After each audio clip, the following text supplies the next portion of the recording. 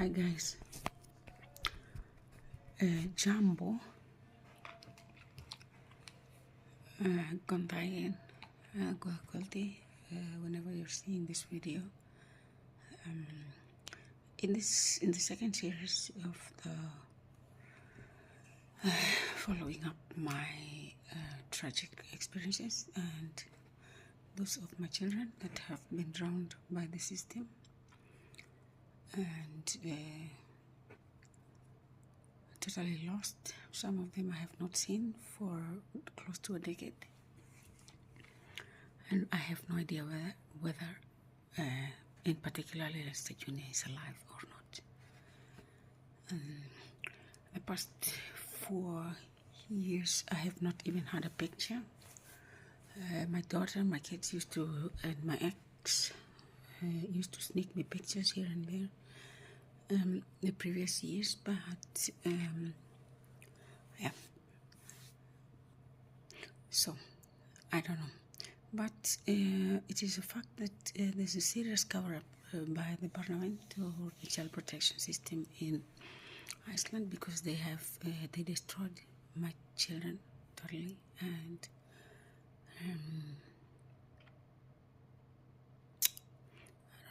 I don't know, I lack expression or what to, to make it understandable, to make it, to express how it really feels. Anyway, I will try to summarize where the start of rain beating as soon as we arrived in Iceland in 2010. 12th of December, we left Kenya on the 10th of December, arrived here on the 12th. Now, soon afterwards, I get pregnant, just almost right away, and then I have a baby who's Icelandic, or close to, he's 13 today.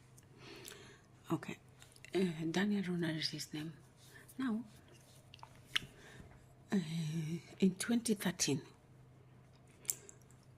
I meet a person, a woman who is related to my ex, who is the father of, my ex-man at the time, and they're related in the sense that she was married at the time to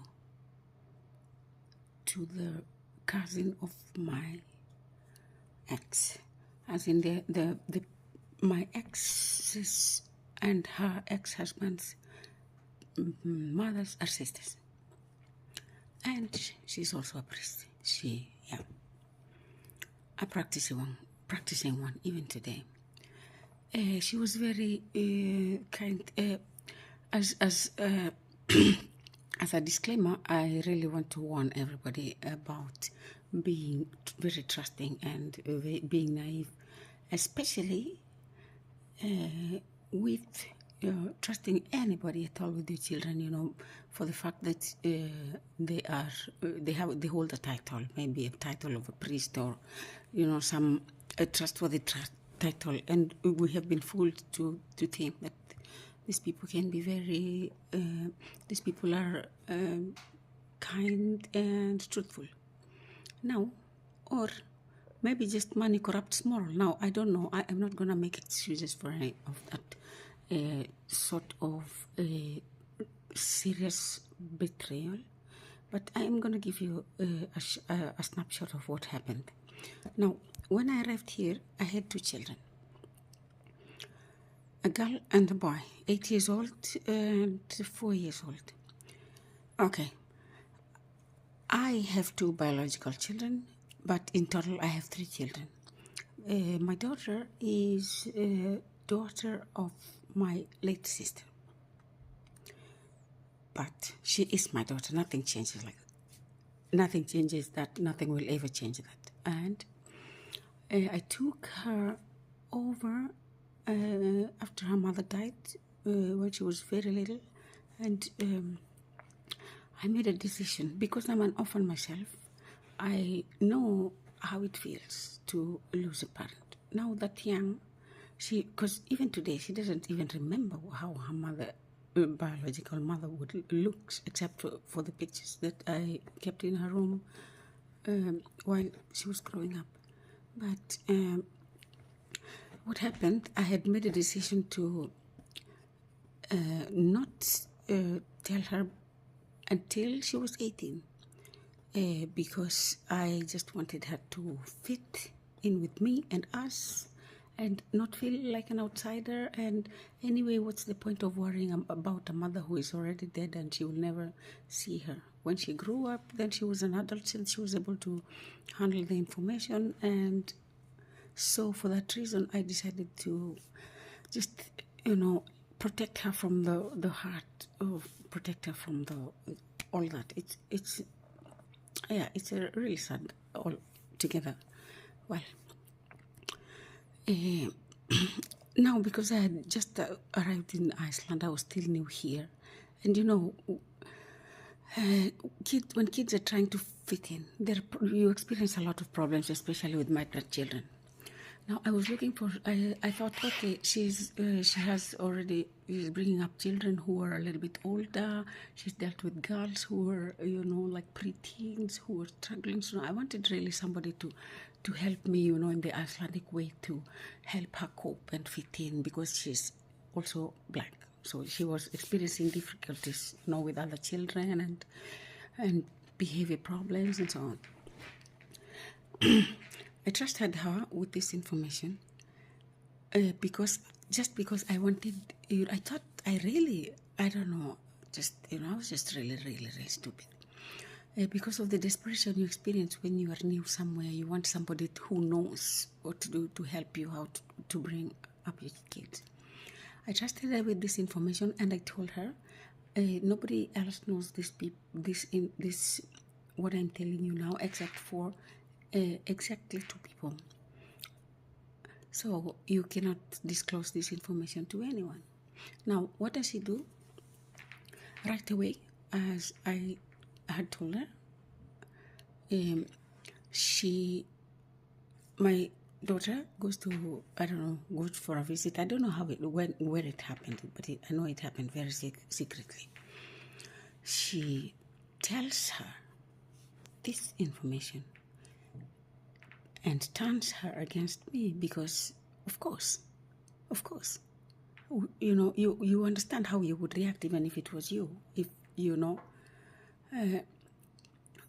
and going forward, she also tells some people in the school, some teachers.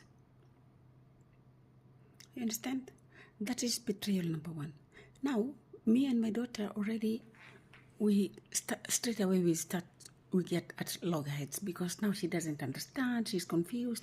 But the whole point of taking her with me to Iceland was to offer her the best, to try and give her, an equal and a great start to her childhood, just like I would wish for, all my children and every other child. That was the whole point.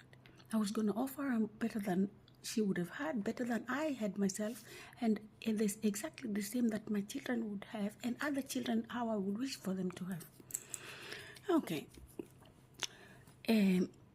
She betrays me there. This is before my brother dies, before the second betrayal. I mean, I went ahead of myself in the first video, but this is where the first betrayal actually happened. But see how you can be stupid, or at least me. I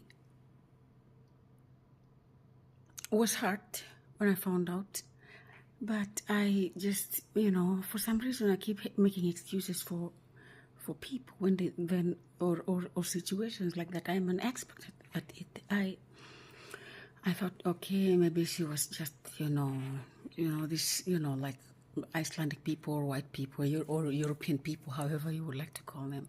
Maybe she was just doing it for the best. Maybe she thought that is the right thing to do. I don't know. I still feel like she shouldn't have done it that way, or at least she would have informed me, or at the very least, she would have let it come from me as it should have. And 18 years was gonna come at some point. I don't know why it was, but this is how malicious people work. They can fool you very much, make you trust them by being very overly kind, very offering, and then you think, oh, this is a nice person, they know what they're doing, they can help me with these children, because it's really delicate when it's children. You want to do it right. At least I wanted to do it right, and that was the whole intention. But then I don't know, maybe I did it all wrong, or some, with the help of people like my priest from hell. I will come back with another video. This one is becoming too long. I will record another video as a continuation of how the betrayal escalates, and how I come into the system and become how I ended up where I am today. Thank you very much. Thanks for watching. Like and follow and share, and follow me on Facebook and YouTube at Zawadi Voices of Change, and Zawadi Transformative, or Voices of Change on TikTok, also on Instagram, and Voices of Change on YouTube. Please, there are no views on YouTube. Please, could you help me go watch my videos and subscribe? Another thing is, I am still doing this fundraiser. Thanks for those who have come through, but I still need a lot of help with the fundraiser. So please, if you have any little thing, little money, it could be a coin, it could be a little, it could be a lot, just whatever you can help me with. I'm collecting money because I am going to the European Court of Justice to seek justice for my children, to seek justice for myself, and to my objective going forward is that the pillars of justice will be revised, and no child, and absolutely no child, should be orphaned or artificially orphaned when the parents are still alive. It is an abomination, and nobody has the right to break the bond of creation. Okay, now I have to go. See you in the next one. Bye.